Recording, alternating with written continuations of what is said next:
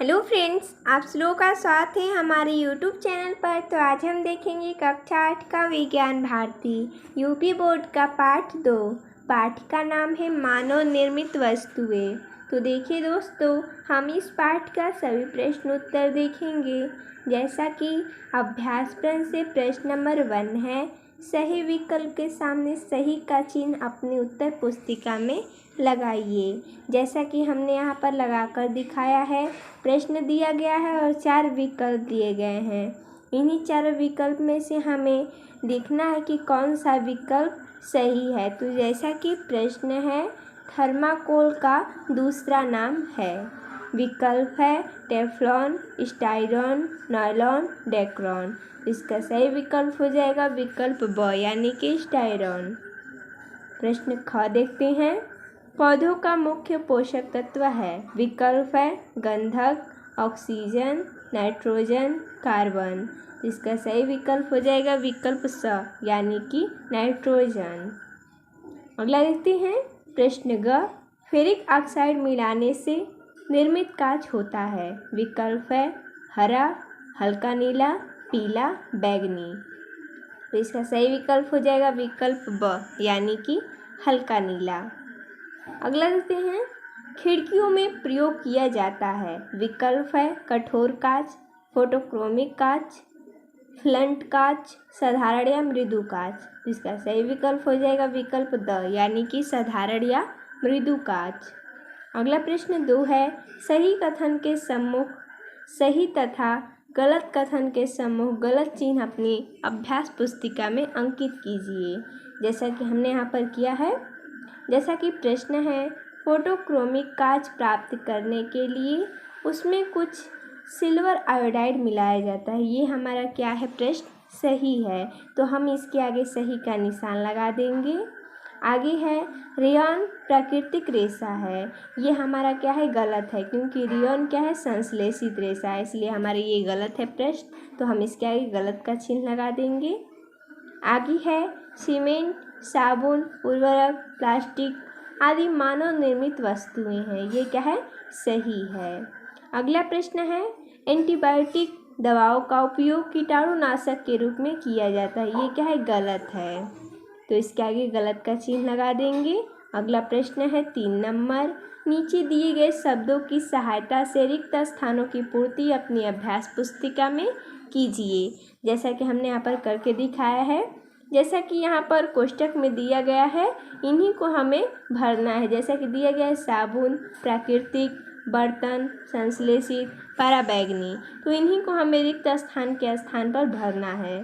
तो जैसा कि पहला है, मेलामाइन का उपयोग प्लास्टिक के बनाने में किया जाता है। तो मेलामाइन का उपयोग हम प्लास्टिक के बर्तन बनाने में करते हैं। तो यहाँ पर हम भर देंगे बर्तन।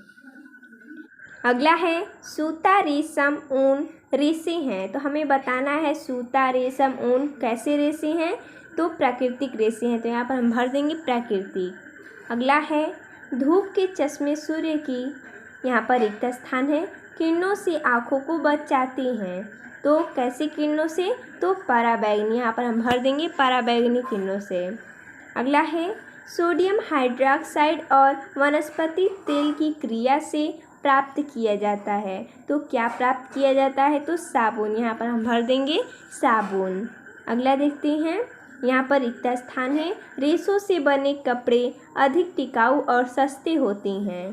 तो यहाँ पर भरा जाएगा संश्लेषित। जो संश्लेषित रेशे होते हैं जैसे रेयॉन, डेक्रॉन,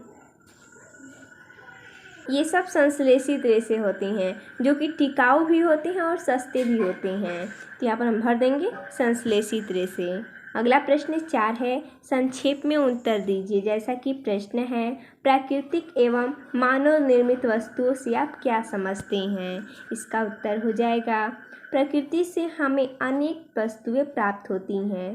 प्रकृति द्वारा प्रदत्त वस्तुओं को प्राकृतिक वस्तुएं कहते हैं। जैसे पहाड़, नदियाँ, समुद्र, झीलें, मिट्टी, वायु आदि। जो वस्तुएं मनुष्य द्वारा निर्मित की जाती हैं उन्हें मानव निर्मित वस्तुएं कहती हैं। जैसे वस्त्र, कृषि यंत्र, मकान, साबुन, सीमेंट आदि। अगला प्रश्न है, प्रश्न ख, किन्हीं 4 प्रकार के कांच का नाम लिखिए। तो कांच के 4 प्रकार निम्नलिखित हैं। पहला साधारण या मृदु कांच, दूसरा कठोर कांच, तीसरा फिलंट कांच, चौथा फोटोक्रोमिक कांच।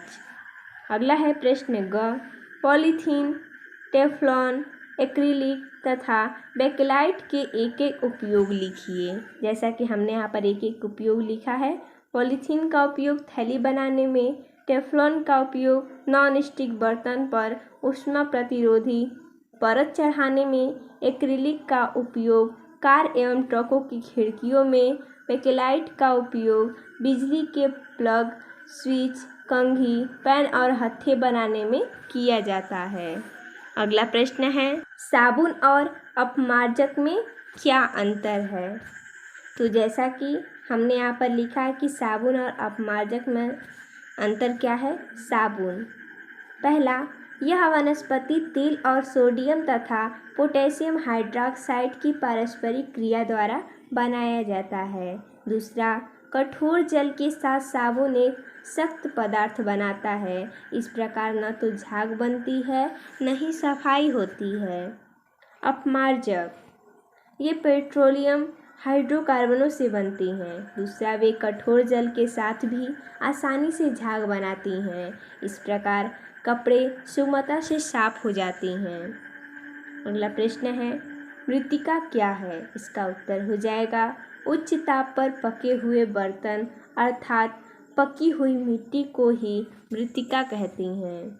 अगला प्रश्न है, संश्लेषित रेशे क्या है। इसका उत्तर हो जाएगा मानव निर्मित रेशे जैसे रेयॉन, नायलॉन, टेलिरीन, डेक्रॉन, टेरिन आदि प्राकृतिक रेशों के स्थान पर प्रयोग होती हैं, संश्लेषित रेशे कहलाती हैं। इनका उपयोग प्राकृतिक रेशों जैसे ऊन तथा रेशम के स्थान पर होता है। संश्लेषित रेशे प्रायः ऊन तथा रेशम की भांति ही दिखने वाले बनाए जाते हैं। अगला प्रश्न है, खंड क के अधूरे वाक्यों को खंड ख की सहायता से पूरा कीजिए। जैसा कि हमने यहाँ पर पूरा करके दिखाया है। खंड क में है, मनुष्य अथवा मशीनों द्वारा तैयार की गई वस्तुएं। तो खंड ख में है, मानव निर्मित वस्तुएं कहलाती हैं। हमने वाक्य को पूरा किया है। पूछा है खंड क में मनुष्य अथवा मशीनों द्वारा तैयार की गई वस्तुएं। खंड ख में हमने मिलाया है, मानव निर्मित वस्तुएं कहलाती हैं। आप अपने बुक में से देखकर मिलान कर सकते हैं। दूसरे में है, मकान बनाने में। तो खंड ख में दिया गया है, ईंट, सीमेंट, सरिया आदि का प्रयोग किया जाता है। हमने यहाँ पर मिलान करके दिखाया है आपको। अगला है तीसरा, सीमेंट के नए प्लास्टर पर खंड ख में मिलाया है, पानी का छिड़काव आवश्यक होता है। अगला है, कृषि उत्पादन बढ़ाने के लिए उर्वरकों का प्रयोग किया जाता है। अगला है, रेयॉन रेशों को मिलान किया है, जैसा कि हमने कृत्रिम रेशा भी कहा जाता है। अगला प्रश्न है 6 नंबर, निम्नलिखित प्रश्नों के उत्तर दीजिए। प्रश्न है, भूमि में पोषक तत्वों की पूर्ति के लिए कौन कौन से उपाय किए जा सकते हैं। इसका उत्तर हो जाएगा, भूमि में पोषक तत्वों की पूर्ति के लिए निम्नलिखित उपाय किए जा सकते हैं। जैसा कि पहला, भूमि को जोतकर कुछ समय के लिए छोड़ दिया जाए, जिससे पोषक तत्वों की पूर्ति पर्यावरण के स्वतः होती रहे। दूसरा, फसल चक्र के नियमों का पालन किया जाए। तीसरा, भूमि में पोषक तत्वों की तत्काल पूर्ति के लिए विभिन्न रासायनिक खादों का प्रयोग किया जाए। अगला प्रश्न है, धूप में बाहर निकलने पर हम धूप के चश्मों का प्रयोग क्यों करते हैं। इसका उत्तर हो जाएगा, हम धूप के चश्मों का प्रयोग आँखों को सूर्य की गर्मी से बचाने के लिए करते हैं। अगला प्रश्न है ग नंबर, संश्लेषित रेशों से बने वस्त्र जल्दी क्यों सूख जाते हैं। इसका उत्तर हो जाएगा, संश्लेषित रेशों से बने वस्त्र हल्की होती हैं और इनमें सिकुड़न नहीं होती, इसलिए ये जल्दी सूखते हैं। अगला प्रश्न है, जैव निम्नीकरणीय एवं जैव अनिम्नीकरणीय में अंतर लिखिए। जैसा कि हमने यहाँ पर अंतर लिखा है, जैव निम्नीकरणीय पदार्थ जो प्राकृतिक प्रक्रिया जैसे जीवाणु की क्रिया द्वारा अवघटित हो जाता है जैव निम्नीकरणीय कहलाता है, जैसे कागज, सूती कपड़ा, ऊनी वस्त्र। जैव अनिम्नीकरणीय पदार्थ प्राकृतिक प्रक्रियाओं द्वारा सरलता से विघटित नहीं होता, जैव अनिम्नीकरणीय कहलाता है, जैसे प्लास्टिक थैली या टीन। तो देखिए दोस्तों, इसमें इतना ही प्रश्न दिया था। तो मिलते हैं नेक्स्ट वीडियो में, तब तक के लिए धन्यवाद दोस्तों।